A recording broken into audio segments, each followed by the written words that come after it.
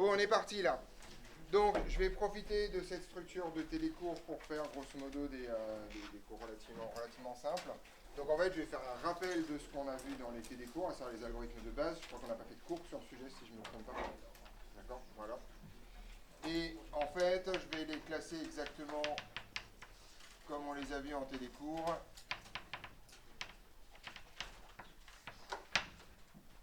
Les premiers, ce sont les algorithmes linéaires. D'accord. Donc là, je ne vais pas les redétailler. Vous devez savoir coder un certain nombre d'algorithmes. D'accord. Voilà. Donc ce qu'on appelle les algorithmes linéaires, ce sont les algorithmes qui sont... bon, je vais faire aussi... bon, les algorithmes linéaires, c'est bon. Ce sont les algorithmes qui sont en grand état de L, autrement dit, dont le temps d'exécution est proportionnel à la taille de vos données. Je rappelle encore une fois cette notion de grand état qui est que si vous avez un grand état de n, ça signifie que si vous multipliez par exemple la taille de votre objet d'entrée par 2, vous multiplierez le temps d'exécution par 2. Okay, c'est ça le principe. Donc là, c'est même pas une définition, hein, c'est juste histoire de rappeler ce que c'est. Un algorithme linéaire est dans grand état de n. Alors il y en a plein. Hein. On a entre autres, et là je vous renvoie à votre TP cours sur le sujet, d'accord. Ce que je vais faire dans ces cours-là, je trouve ça épouvantable avec le temps de décrire des algorithmes ultra longs au tableau pour que vous les recopiez déjà, parce qu'en fait c'est affreux de recopier du code de tableau à tableau avec les annotations, etc., etc. Donc je vous donnerai de toute façon, à la fin de ce cours, un document, une espèce de guide de survie, d'accord, avec chaque algorithme que vous êtes censé savoir connaître et refaire par cœur. D'accord. Donc là, je vous en fais que la liste, d'accord. Donc là, l'idée, c'est CF TD cours plus fiche, d'accord. Et je vous en fais juste la liste. Vous devez par contre comprendre pourquoi ce sont des algorithmes linéaires. Donc en gros, un algorithme linéaire, c'est un algorithme qui, dans le pire des cas, vous oblige à parcourir l'intégralité de la liste, d'accord. Il en existe certains où il n'y a pas de distinction entre pire des cas et le meilleur cas, d'accord. Et on va essayer de distinguer les deux, d'accord. Donc, le premier à connaître, c'est tout simplement la recherche naïve. Donc, la recherche naïve, c'est vous cherchez un élément à l'intérieur d'une liste, et donc vous scannez tous les éléments de la liste jusqu'à ce que vous tombiez dessus, d'accord. Donc ici, en fait, on va quand même noter les choses. Donc, le principe, c'est on cherche un élément dans une liste ou une chaîne de caractères dans un objet itérable de manière très générale. La liste est quelconque, elle n'est pas ordonnée, donc vous êtes obligé de tout scanner, en fait, pour au moins conclure qu'il n'est pas là, si jamais c'est le pire des cas. Dans le meilleur des cas, vous avez une complexité en quoi?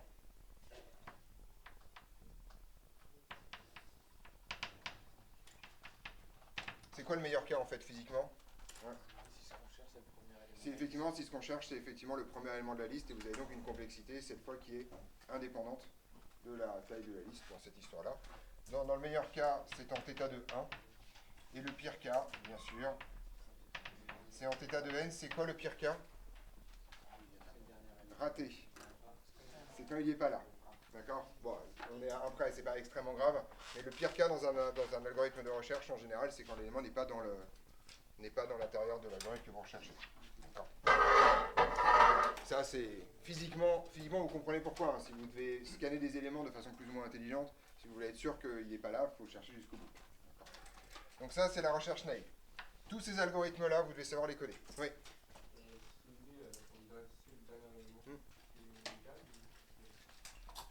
T'as une étape de moins. Voilà. Si n vaut 1 million, tu vois que on n'est pas à ça près. T'as grosso modo la petite étape finale qui sort de ta boucle. Et... Voilà. Ensuite, les algorithmes. Donc, petite remarque aussi, le in de Python est donc en θ de n. D'accord. C'est pas parce que c'est petit et que c'est tout facile à écrire que c'est pas en n. D'accord. Donc ça c'est important. Le in est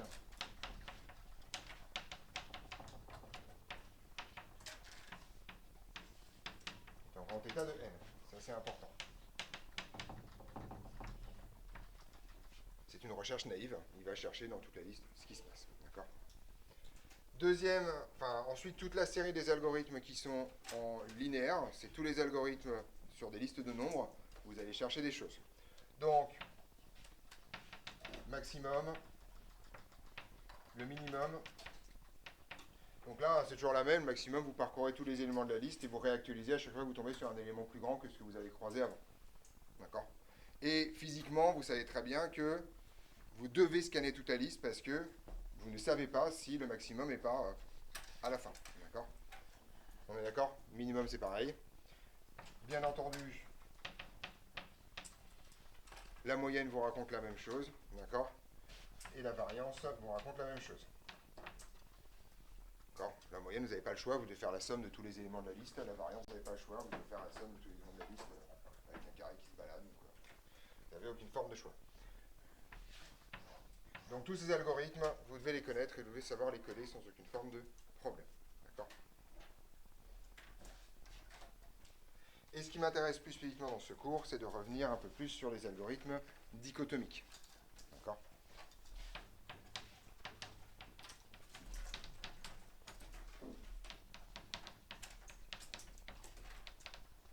Donc pour une moitié d'entre vous, vous avez déjà croisé ça mardi. D'accord? Le changement de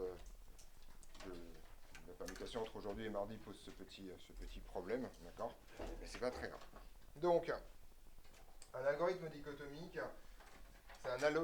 alors, le nom dichotomique provient en fait d'un algorithme particulier qu'on appelle la recherche par dichotomie.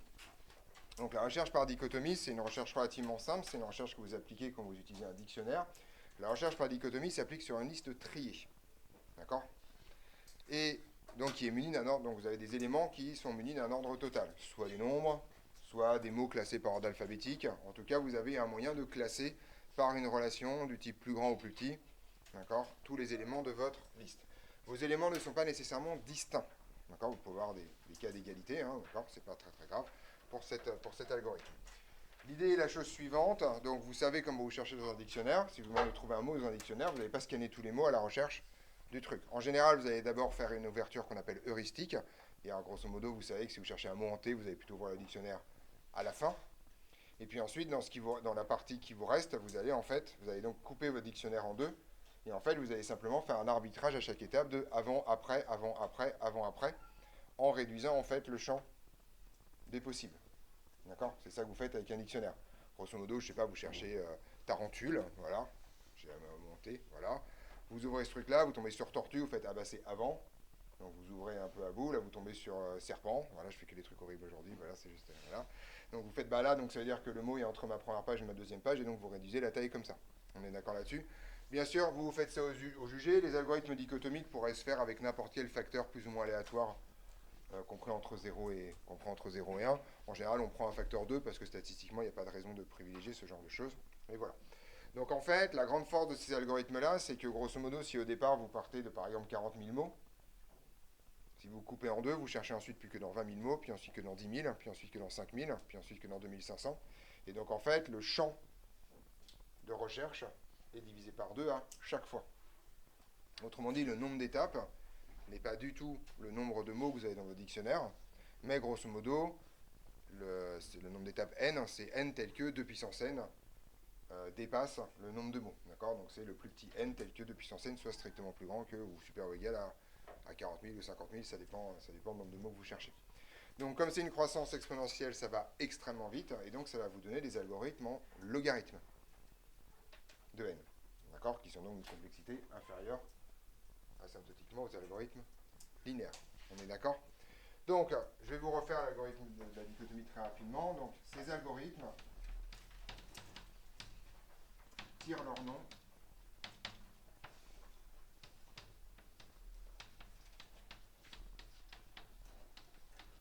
de la recherche dichotomique. Donc là, vous n'êtes pas obligé de recopier le code, c'est juste pour que je puisse discuter dessus. Encore une fois, je vous le donnerai. D'accord? Mais c'est juste pour qu'on comprenne les choses. Donc la moitié d'entre vous ont déjà vu le code, l'autre moitié, vous allez le voir mardi.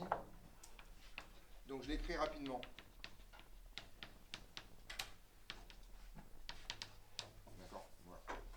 Donc vous recherchez un élément dans une liste. Et ce qui est extrêmement important, c'est que votre liste soit triée. D'accord? Alors, petite remarque, il faut avoir confiance dans le fait que la liste est triée, parce que vérifier qu'une liste est triée, c'est quelle complexité à votre avis vérifier qu'une liste est triée? Physiquement, ouais.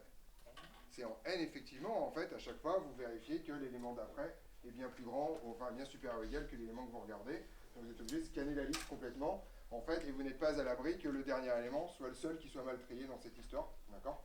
Donc factuellement, en fait, si vous n'avez pas confiance dans le fait que votre liste est triée, si vous devez le vérifier, ben, ça ne sert à rien, parce que en fait, l'algorithme de recherche sera a priori meilleur que l'algorithme de vérification de tri. D'accord? Donc vraiment, il faut avoir une confiance dans le fait que la liste soit triée au départ dans l'algorithme dichotomique, sinon vous perdez tout l'avantage de cette histoire. Alors en fait, dans l'algorithme dichotomique, vous allez définir deux variables, d'accord? Dans le TD, c'était left et right. Moi, j'aime bien mettre, ouais, on voit qu'on peut le faire comme ça, mais j'aime pas droite et gauche, donc moi je vais les appeler maxi et mini. Je vais les appeler grand M et petit m, en fait, voilà, parce que comme ça. Parce que moi, la gauche et la droite, c'est compliqué, c'est comme pour vous le sud et le bas, quoi. Voilà, d'accord. Et donc, en gros, ces deux trucs-là sont mes indices de recherche, autrement dit, entre quoi et quoi je cherche mon élément.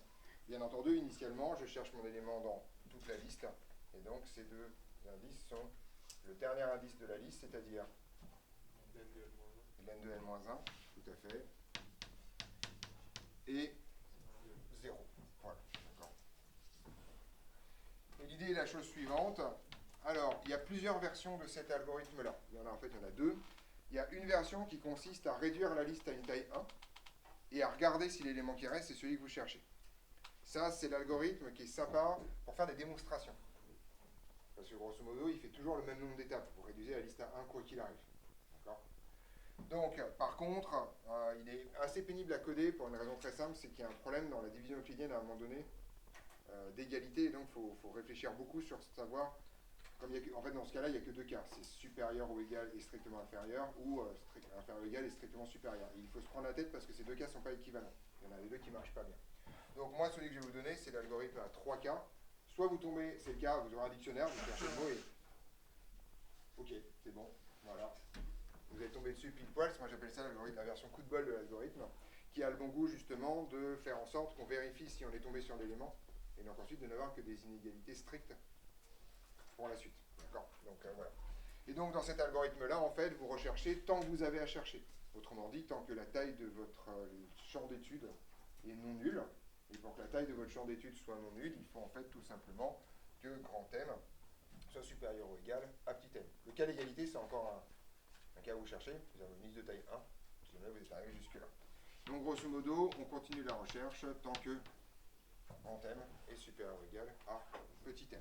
D'accord ? La première chose qu'on va faire, c'est qu'on va calculer un truc qui est tout simplement l'indice milieu entre les deux. Comme on travaille avec des entiers, d'accord, et que vous n'êtes absolument pas sûr d'avoir un nombre que le truc soit pair, vous allez tout simplement en fait utiliser la division euclidienne de grand M plus petit m par 2, d'accord, comme ça vous restez sur des entiers. Le principe de la dichotomie est relativement simple, vous avez un champ de recherche, vous regardez la valeur du milieu et vous comparez avec l'élément que vous recherchez. Si l'élément que vous recherchez est plus grand, vous allez devoir chercher dans cette partie-là. Si l'élément que vous cherchez est plus petit, vous allez devoir chercher dans cette partie-là. On est d'accord? Et si vous comparez avec celui sur lequel vous êtes tombé, vous savez que vous allez chercher strictement dans cette partie-là, c'est-à-dire ce truc-là exclu, et strictement dans cette partie-là, ce truc-là exclu. Donc vous êtes sûr que tout ceci descend forcément à chaque fois. Donc on est parti, donc là on va avoir 3 cas, et vous écrivez tout simplement que si L de min, donc qui est l'élément milieu, est égal à E, et bien en fait, si c'est ça, vous avez trouvé E. Donc là, vous pouvez retourner ce que vous voulez, vous pouvez retourner true pour dire on l'a trouvé, ou en général, ce qu'on aime bien retourner, c'est la position de ce truc-là, qui est donc littéralement en mille ici. Il faut bien que vous ayez conscience que votre algorithme finit toujours par tomber sur un indice de taille 1 si jamais l'élément n'est pas dedans. D'accord? Et donc vous finissez forcément par tomber sur le return à un moment donné ou à un autre. Donc, c'est pour ça que les preuves sont chiantes, parce que en prouver qu'on tombe forcément sur le return, ici, c'est pénible, quoi. D'accord. Voilà. Sinon, alors je vais passer là-haut.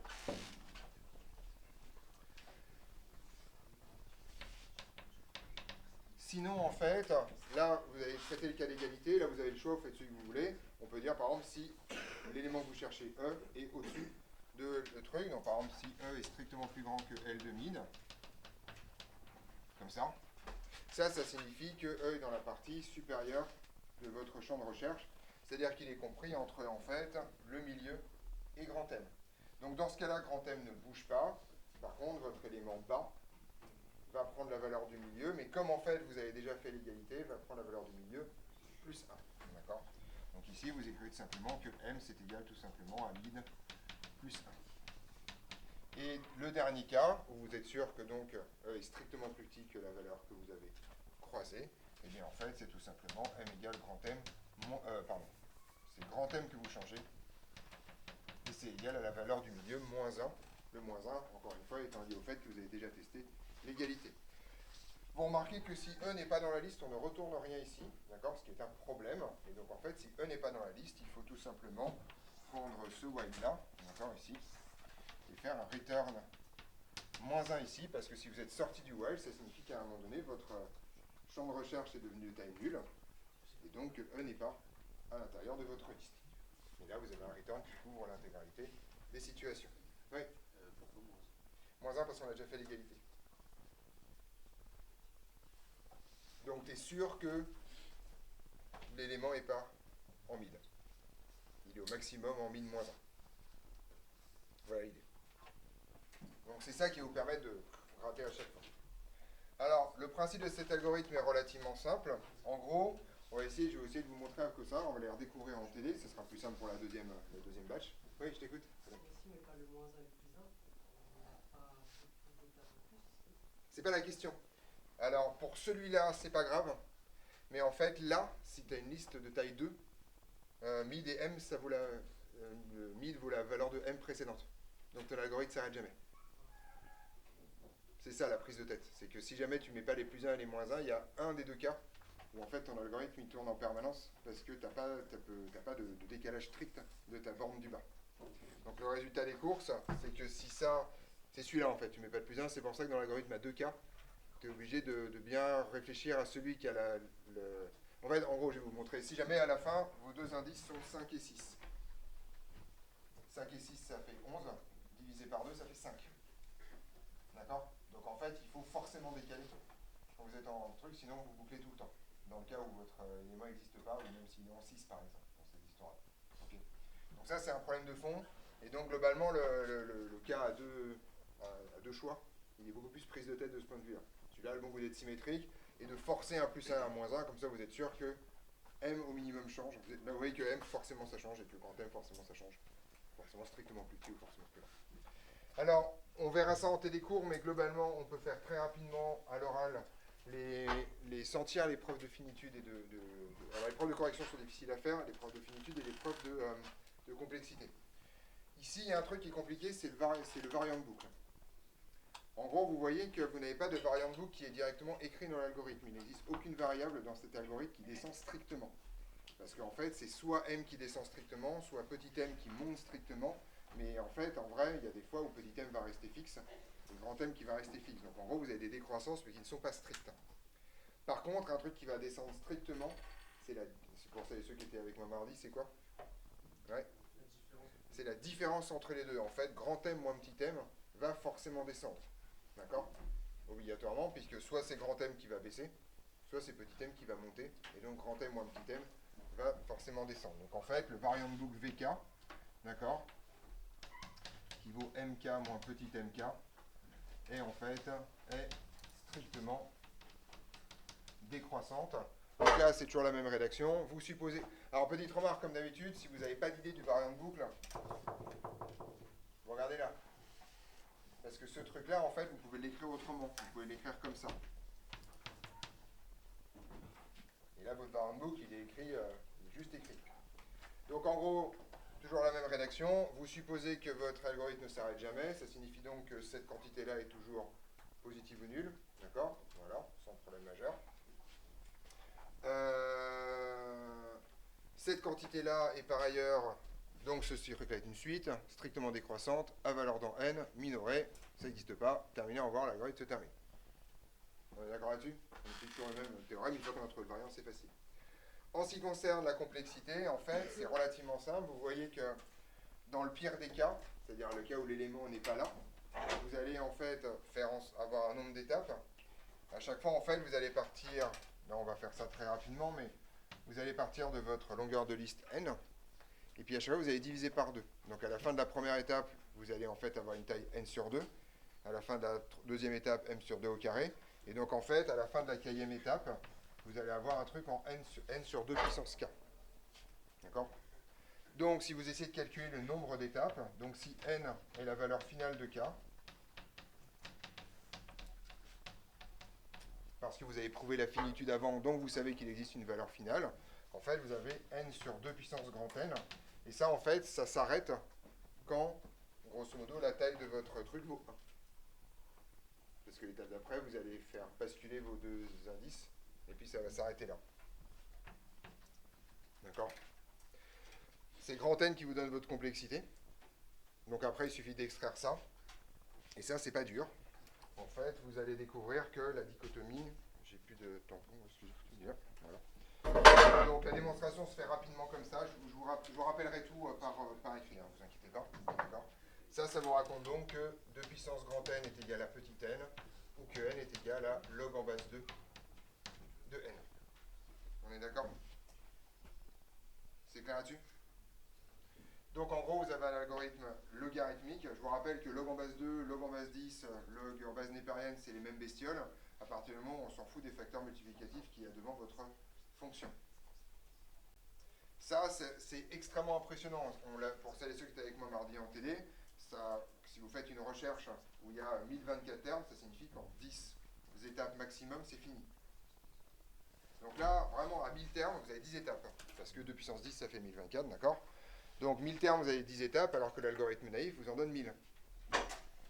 Si ensuite vous passez à 1 million de termes, bah en fait, ça paraît pas, mais en algorithme naïf vous donne donc 1 million d'étapes. L'algorithme logarithmique, vous multipliez par 10 puissance 3, donc par 2 puissance 10, ça vous fait 20 étapes. C'est-à-dire que grosso modo, vous pouvez trouver un mot dans une liste triée à 1 million de termes en 20 étapes, ce qui est un truc extrêmement simple. Donc vraiment, la complexité logarithmique, c'est un truc très très important dans cette histoire. On est d'accord sur ce truc-là? Donc, les algorithmes dichotomiques, de manière... Donc ça, c'est le truc que vous devez retenir. Les algorithmes dichotomiques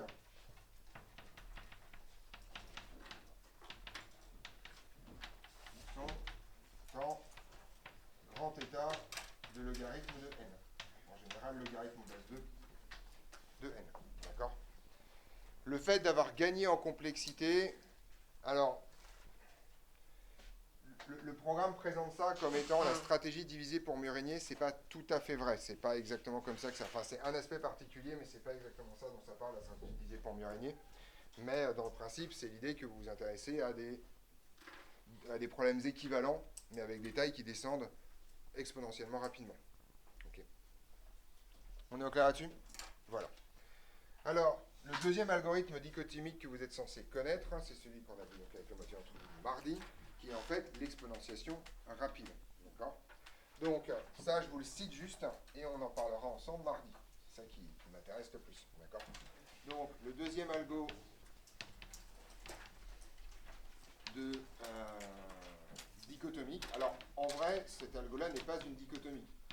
La dichotomie, c'est réservé à la recherche dichotomique, mais comme ça fonctionne exactement sur le même principe et qu'on va avoir une complexité en log en base 2, on appelle ça un algorithme dichotomique. À connaître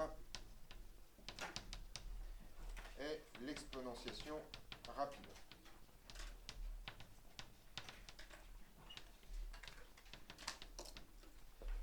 Alors, je vous montre le principe, c'est pareil, ne notez rien, on va juste essayer de comprendre comment ça marche.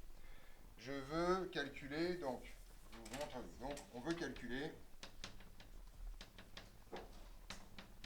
x puissance n, x étant connu, n étant connu, mais avec n particulièrement grand. D'accord? C'est ça l'idée. Donc, si vous voulez faire, ce que vous allez compter là, c'est le nombre de multiplications en fonction de n. Vous êtes d'accord que si vous faites un calcul naïf, si je vous dis de calculer par exemple, je ne sais pas, 13 puissance 17, ce que vous allez faire vous, c'est dire, ok, je vais faire 13 fois 13 fois 13 fois 13, et ce 16 fois. Vous êtes d'accord? Donc globalement, vous avez un nombre de multiplications dans l'exponentiation naïve qui est en fait un nombre qui est proportionnel à n. Donc, le calcul naïf, c'est tout simplement un algorithme de calcul de complexité. Oui, donc si vous avez n puissance n, ça sera grosso modo en grand état de n. D'accord? C'est un algorithme linéaire. Jusque-là, tout va bien. En fait, il s'avère qu'on peut faire un truc beaucoup plus intelligent. En particulier, alors je vais vous donner des exemples pour voir comment ça marche. Imaginons par exemple que je vais calculer 35 à la puissance 16. D'accord? Ce que je pourrais commencer à calculer par exemple, c'est me dire, ben, en fait, 35 puissance 16, ça en fait, c'est 35 puissance 8 fois 35 puissance 8. On est d'accord là-dessus? Une multiplication. Okay. Là, vous êtes d'accord que j'ai 16 multiplications si je le fais naïvement, d'accord? Voilà. Mais 35 puissance 8, je peux me dire que ça, en fait, c'est 35 puissance 4, d'accord? Etc., etc. Donc, en fait, en gros, mais ce terme-là, j'ai déjà calculé. Vous êtes d'accord sur le sujet? C'est juste un carré à mettre. Donc, en gros, en fait, après, je vais calculer, en fait, que ça. Parce que tous ces calculs-là, je les ai déjà faits. Avec ces deux fois le même terme. Donc, en gros, il suffit juste de remultiplier le nombre par lui-même. Mais vous voyez qu'en fait, à chaque fois, j'économise la moitié des calculs. Ouais. Et je vais, alors, après, donc, l'idée, c'est donc calculer 35 puissance 16, c'est calculer 35 puissance 8 avec une multiplication. On est d'accord là-dessus? Donc là, je compte le nombre de multiplications. Ensuite, ce que je vais faire, c'est que je vais calculer 35 puissance 8. Je ne vous donne pas comment on le code, je vous donne le principe. D'accord? Bah, pour calculer 35 puissance 8, c'est pas très compliqué, il faut que je multiplie 35 puissance 4 avec lui-même. D'accord? Donc en fait, ce problème-là, je vais compter les multiplications comme ça, d'accord? J'ai ma deuxième multiplication. Ça revient à me dire en fait que je dois calculer, voilà, vous avez compris le principe. Ensuite, je dois donc calculer 35 puissance 4 et le multiplier avec lui-même, ça m'aura une troisième multiplication. Puis 35 au carré, d'accord? Que je dois multiplier par lui-même, ça m'aura une quatrième multiplication. Et puis 35, je n'ai pas à le calculer puisque c'est 35. Et donc tout d'un coup, j'ai fait 4 multiplications. Or de puissance 4, ça vaut 16. Coïncidence? Non, c'est pas une coïncidence, d'accord? L'idée, c'est que grosso modo, en fait, vous vous rendez compte que simplement en multipliant des nombres avec eux-mêmes, vous allez pouvoir, en fait, baisser les choses. Donc l'idée de l'algorithme est relativement simple, c'est-à-dire que tant que l'exposant que vous avez à calculer, il est alors en général, on met strictement positif et on se ramène à 0, parce que 1, c'est pas à calculer, voilà, c'est à peu près la même chose. Grosso modo, vous dites, bah, tant que le truc, en fait, vous multipliez à part lui-même, et vous décroissez. Donc l'idée dans l'algorithme, c'est, ok, je prends au départ ma valeur de A qui vaut 35, je prends N qui vaut 16, d'accord? Et je vais dire en fait que ça, c'est la même chose que de faire la chose suivante. Je multiplie A par lui-même, donc là après vous allez voir le truc un peu plus subtil, je dis que A devient A carré, et je dis que N ça devient 8. Donc là vous voyez que c'est ce que je suis en train de raconter, c'est qu'en fait, donc là tout à l'heure j'ai dit que c'était A puissance 8 au carré, j'inverse les deux puissances, je me dis qu'en fait, à puissance 8, le tout au carré, c'est quand même la même chose que A carré à la puissance 8. Vous pillez le... Voilà, c'est puissance. Et donc, en gros, en fait, calculer ça, ça revient à calculer ça. D'accord? Ce qui revient à calculer A puissance 4 à la puissance 4. Je suis pas en train de réinventer le jeu, là, on est d'accord? Voilà. Ce qui revient à calculer A puissance 8 à la puissance 2. Et ce qui revient à calculer, bien sûr, A puissance 16 à la puissance 1. Et là, on s'arrête là. On est d'accord là-dessus? Donc, en gros, ce que vous voulez, c'est ça. Mais vous connaissez ça au départ. Donc, vous avez un algo qui est que tant que n est strictement plus grand que 1, vous multipliez A par lui-même. Elle est où l'arnaque? Parce que là, ça a l'air d'être trop beau pour être vrai, quand même. Ouais. Voilà, là, j'ai pris un truc qui est quand même une puissance de 2, quoi. D'accord? C'est pas forcément une puissance impaire, c'est juste simplement si c'est n'importe quel nombre qui ne soit pas une puissance de 2. Et donc, dans cette histoire-là, il y a une petite tricherie à faire. D'accord? L'idée, c'est que, bon, on va se poser la question, imaginons que je fasse 17. Mais que je suis pas loin, mais 17 n'est pas quand même une puissance de 2, jusqu'à preuve du contraire. Et bien, en fait, je me dis, bah ça, c'est pas très compliqué, parce qu'en fait, il suffit juste que je fasse A fois tout ce que je viens de faire, globalement. Donc, en fait, ce que je vais faire, c'est que je vais avoir une espèce de variable intermédiaire qui s'appelle 1, qui s'appelle R. D'accord? Voilà. Et ce truc-là, en fait, je vais la multiplier par A à chaque fois que c'est impair. Et je vais ramener à des trucs pairs, je redivise par 2, donc là j'ai bien une puissance de 2 dans ma décomposition. Et donc en gros, l'idée c'est que si c'est 17, alors on peut même le faire avec 19 finalement. Si je le fais avec 19, vous voyez qu'en fait c'est la même chose que a puissance 16, mais multiplié par a cube. Vous êtes d'accord? Donc là en fait, ça serait bien que mon R à la fin, il ait un a cube qui se balade, et que je multiplie, en fait grosso modo, je mets de côté tout ce qui est impair, et je rajoute une espèce de grosse multiplication finale, qui à chaque fois me rajoutera une multiplication par A. D'accord? Donc dans le principe, c'est simple, 19 est impair, donc je vais dire, ok, bah, je mets R, je multiplie par A. Là, donc là, je me trompe bien sur 18. Je divise par 2. D'accord? Donc en fait, je vais dire que calculer A puissance 18, c'est la même chose que calculer A carré à la puissance 9. A, 9 est impair, bon bah ok, je me recolle 1. Sinon, je reviens à 8. D'accord? Puis ensuite, comme ça, je vais pouvoir me décaler jusqu'à ce que, grosso modo, je tombe sur n égale 1, où là, j'ai mon A final qui va se rajouter, et c'est terminé. Oui. Alors, là, du coup, il n'y a eu que 2 fois. Le truc, c'est que R vaut A à la base. Non? Plutôt que 1. R vaut 1 à la base. Et à la fin, tu affectes, tu dis que R vaut 1. Il multiplie par A cube, sauf que si on fait. Ouais, j'ai l'impression que je me suis trompé quelque part, mais je vais y arriver. Donc il faut que je fasse. Hein? Il y en a 3, mais parce qu'il y a le n égale 1 à la fin. En fait, la condition d'arrêt, c'est n égale 0. En fait, en gros, l'arnaque, c'est que ici, je vous ai pas dit ce qu'on faisait. D'accord? Donc en gros, ici, ce qu'on fait, c'est qu'on fait R fois, on fait R qui vaut 1 et on le multiplie par A ici.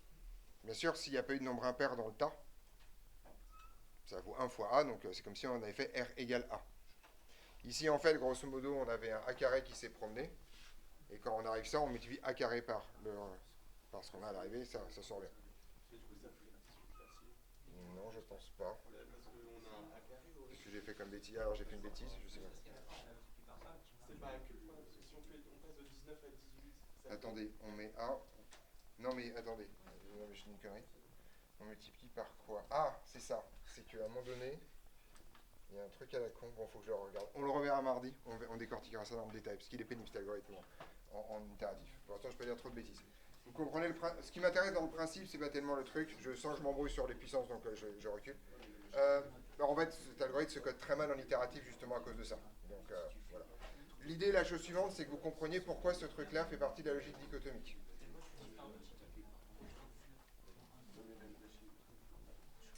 Oui. Donc, ok, s'il vous plaît, là, c'est pareil que ça se passe. Est-ce que vous voyez le rapport avec les algorithmes dichotomiques de manière générale? En gros, à chaque fois, vous divisez n par 2. Là. Donc le nombre d'étapes que vous allez faire, à la louche, c'est le nombre de puissance de 2 qu'il vous faut pour atteindre n. Donc là, c'est pareil, vous avez un algorithme dont la complexité est dans le nombre de multiplications finales, et grosso modo en logarithme linéaire de l'exposant, et pas en l'exposant lui-même. On est d'accord? Donc on reverra dans le détail cet algorithme dichotomique de toute façon, enfin cet algorithme d'exposition rapide, ne vous inquiétez pas, je sens que j'ai oublié un bout dans cette histoire parce que je ne l'ai pas sous les yeux. D'accord? Mais dans le principe, c'est ça qui se passe. Ouais. Mais du coup, quand c'est pas une puissance de 2, on peut quand même totalement parler de dichotomie. Ça marche en fait, parce que le gros pattern, c'est de diviser par 2 à chaque fois. Voilà, c'est ça l'idée. Mais c'est pas 100% de la dichotomie. La dichotomie en tant que telle, c'est juste la recherche. Mais on appelle algorithme dichotomique des trucs qui, grosso modo, te transforment un truc de complexité n en complexité log de n par division par 2 du problème. Voilà. Je t'écoute, Baptiste. Il me manque un n dans cette histoire, mais il faut juste que je me pose pour regarder comment le truc fonctionne. En fait, parce qu'à l'arrivée, j'ai un a carré par a cube, parce que 19 sur 2, ça fait... Enfin, j'enlève 1 et ça fait 18, donc je tombe sur 9. Ensuite, j'enlève 1, je tombe sur 8, et ça, c'est une puissance de 2. Oui, mais donc le résultat, c'est... Ouais, mais je pense qu'il y a une puissance impaire et c'est 0 les conditions d'arrêt. Je pense que c'est effectivement ça le problème. D'accord, ça marche pas. Y a pas de... C'est juste que là, comme j'ai pas la magie à la fin, voilà, comme il n'y a pas le mojo à la fin, c'est pas très clair dans cette histoire. Mais quand vous verrez l'algo en TD, ça va bien se passer. Nous verrons la semaine prochaine les algorithmes quadratiques. D'accord? Et je vous rappelle que vous avez un DS à la rentrée d'info. La semaine de la rentrée.